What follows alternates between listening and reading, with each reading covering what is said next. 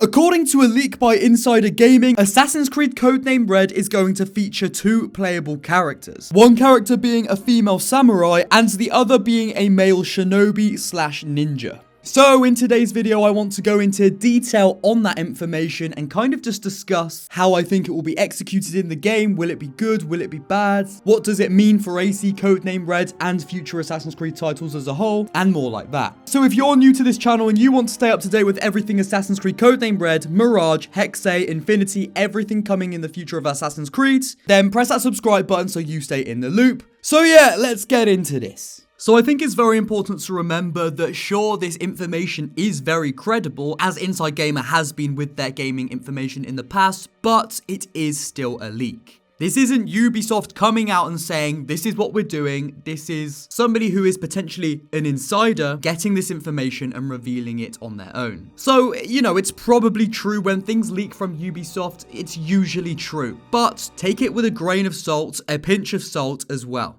So it doesn't seem like we have too much info on the female protagonist except from the fact that she is a samurai, but we do know a little bit more about the male protagonist. It states that he is an African ex-refugee who has learnt the ways of the Creed and become a shinobi, so that can tell us a little bit about the game, and I think it can tell us a lot about that character, so we'll start with him and then we'll move to the female protagonist. So for starters, the male protagonist isn't native to the lands that you play in. Now if AC Codename Red is written well, there's a lot of story opportunities here for this character to feel like an outsider, maybe to not be treated as well as if he was a native of Japan. There's a lot of character development and story development to be had here, and that could be why Ubisoft wrote this character to be African rather than Japanese. I think that can also be a good thing when it comes to the player experiencing the game and the story. If the character you play as is an outsider and also has a lot to learn about the world around the character and what they fight for, you as the player can connect to that character a lot more because you are learning along with them. It's a very popular technique of character writing within movies, shows, books, comics, games, you name it.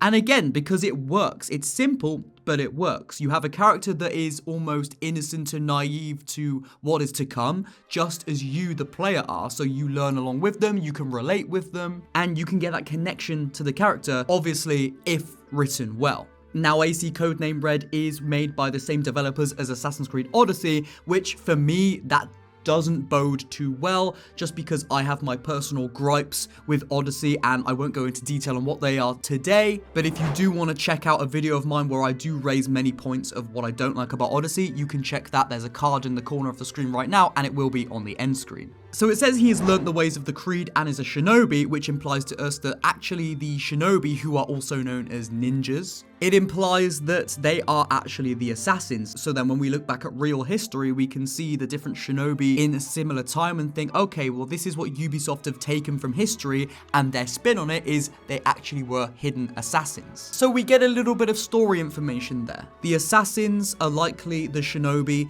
the ninjas of Japan at the time. Now, I'm just going to read you an excerpt from Wikipedia of all places, but I think this is quite interesting. During the age of warring states in the 15th and 16th centuries, many warlords would hire the ninja of Aiga and Koka, apologies if I pronounce that completely wrong, as mercenaries for their set of unique skills in facilitating the conquest of castles and victories in battles. These were the heydays of the ninja. So that basically there is saying a lot of influential, potentially politically influential figures would hire ninjas or shinobi to take out targets, to acquire pieces of land, etc. etc. What this tells me is that the assassins within AC Codename Red will be very politically influential, basically meaning that they will be a powerful faction that you play through and they will have a lot of say on what happens throughout the world of Japan in Assassin's Creed Codename Red. This makes a lot of sense because there will be Templars, targets. When you're hired by certain political figures to take out targets, you're probably going to be taking out Templars. I really like the sound of that, and it does sound, you know, very interesting from what we can gather from what we potentially know.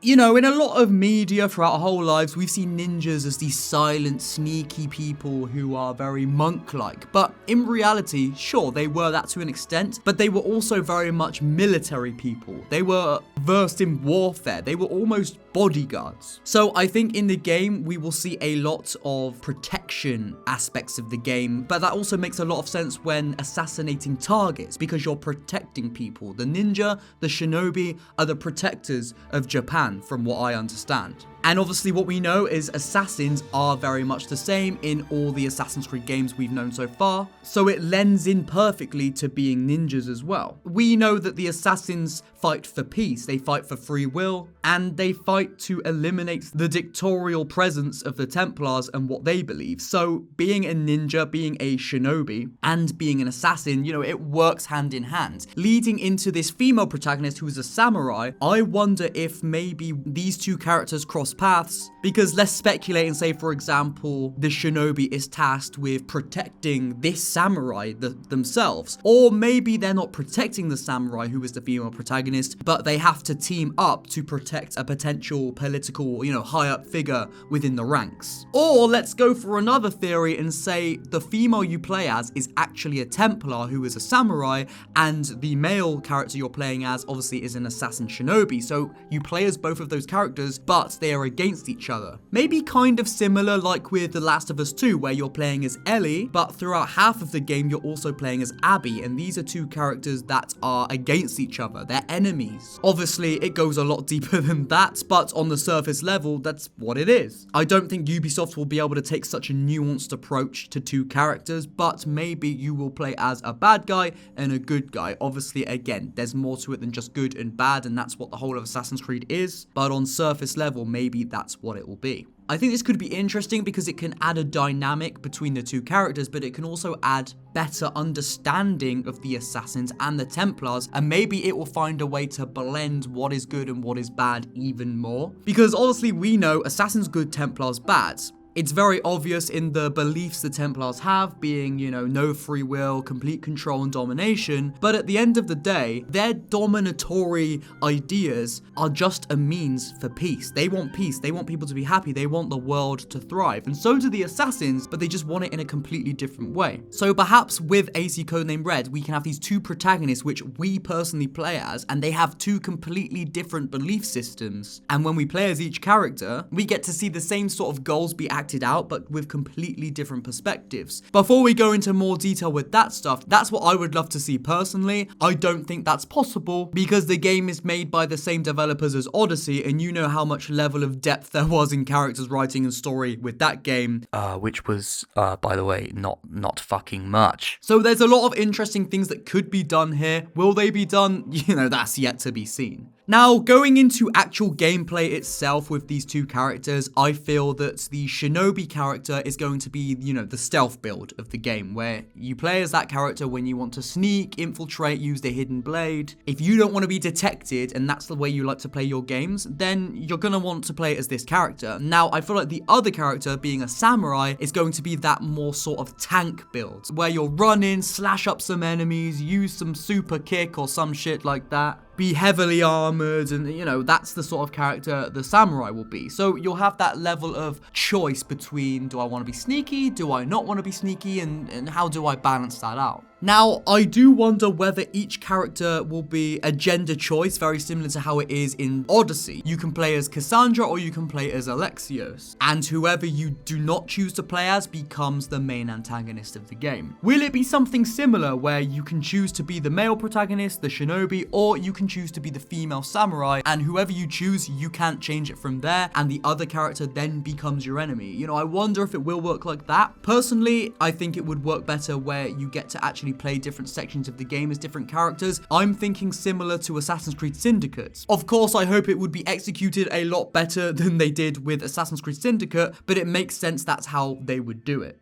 Now again, this is all speculation, but I think it would be really interesting to maybe have these characters be playable very similar to how it was in GTA 5, where these characters would almost be existing in the world while you weren't playing with them, and you'd be able to switch between each character at will. You could choose to approach different missions as different characters, but it was mainly set scenarios for set characters. But again, in the open world, you could switch freely. So there's a lot of speculation to what it could be. Now, what I think personally it will be, I think it will be very similar to Assassin's Creed Syndicate, where you have these two characters that kind of play in tandem with each other. Again, I really hope it's done a lot better than that, but I do think that's kind of how it will be. It's the same team that developed Syndicate and Odyssey, so it makes a lot of sense. So if I can envision this game in my mind, it's going to be a very strikingly similar game to Assassin's Creed Odyssey with its open world. And I think they will have the characters be very close to one another, and you can switch back and forth for different missions, pretty much exactly like you did with Syndicate. So there you have it. That's the new information for Assassin's Creed Codename Red, also known as Assassin's Creed Japan. There will be 2 playable protagonists, from what we understand from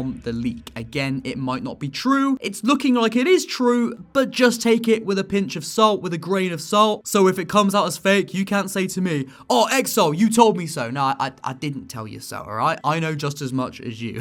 What do you guys think though? Let me know in the comments and we'll get a discussion going. If you enjoyed this video and you want to see more just like this, feel free to press that subscribe button. I love you guys, mate. The father of understanding guidance. I will see you soon. Goodbye.